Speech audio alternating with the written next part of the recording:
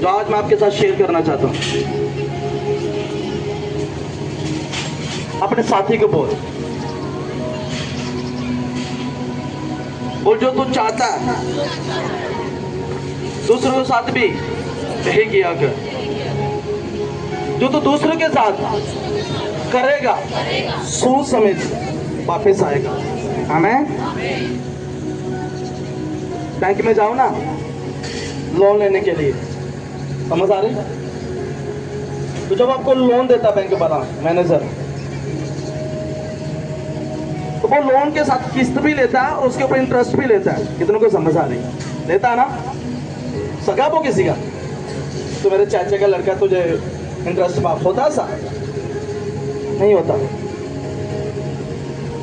जब तुम दूसरों को कुछ देते हो ना, चाहे बुरा चाहे सही, ऊपर वाला सूद समेत आपको वापस करता है। कितनों को समझ आई? वो नहीं करेगा, वो नहीं करेगा जिसके साथ आपने गलत किया, और वो खुदा का दास बेटा बेटी है, लेकिन ऊपर वाला आपको सूद समेत वापस करेगा। इसलिए वो मत बोना जो तुम काट नहीं सकते, क्योंकि वो जब वापस आएगा तो सूद समेत आएगा। तो जब प्रॉब्लम आपने दूसरों के लिए बनाई है, तो जब आपके ऊपर वो प्रॉब्लम आएगी वो पारी होगी। आपने दूसरों के लिए कांटे बोए तो आपके लिए फिर वो डबल होगा।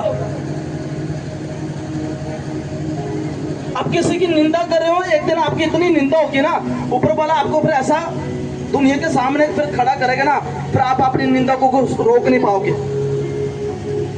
कितनों को समझ आ रही?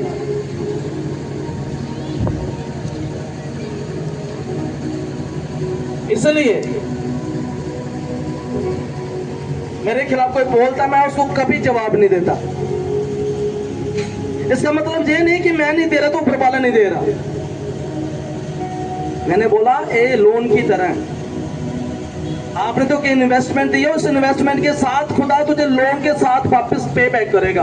और जब तू वो चीजें तुझे भारी लगेगी और तेरे साथ बुरा होगा, फिर तुझे कौन बचाएगा? ऊपर वाला तो नहीं बचाएगा फिर, क्योंकि तूने गलत बोया। अगर तूने किसी की भलाई की है तो खुदा तेरे घर में डबल भलाई करने वाला है। कितनों को समझ आ रही? समझ आ रही? इसलिए आज आपको जो सोचना विचारना है कि मैं जो कर रहा हूं वो गलत है कि सही है। आपके अंदर डर होना चाहिए परमेश्वर का, क्योंकि वो पक्षपात करने वाला परमेश्वर नहीं है। अगर मैं खुदा का दास हूं ना और मैं गलत हो गया हूं, खुदा सूद समेत मुझे वापस वो चीजें करेगा। मुझसे रोक भी नहीं पाऊंगा, क्योंकि वो परमेश्वर की ओर से है। अरे मैं किसी के साथ अच्छा कर रहा हूं ना, तो मुझे अच्छा मिल रहा है। कितनों को समझ आ रही? अब आज फैसला कर लो, आप क्या कर रहे हो? किसी की बुराई कर रहे हो? आपको इतनी बुराई मिलने वाली कोई हिसाब नहीं। आज किसी के घर की इज्जत उछाल रहे हो, कल आपके घर की जब उछाली जाएगी फिर क्या होगा?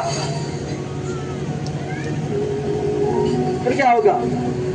इसलिए बाइबल कहती जिस नाप से तुम नापते हो ऊपर वाला फिर वही नाप तेरे लिए रखेगा।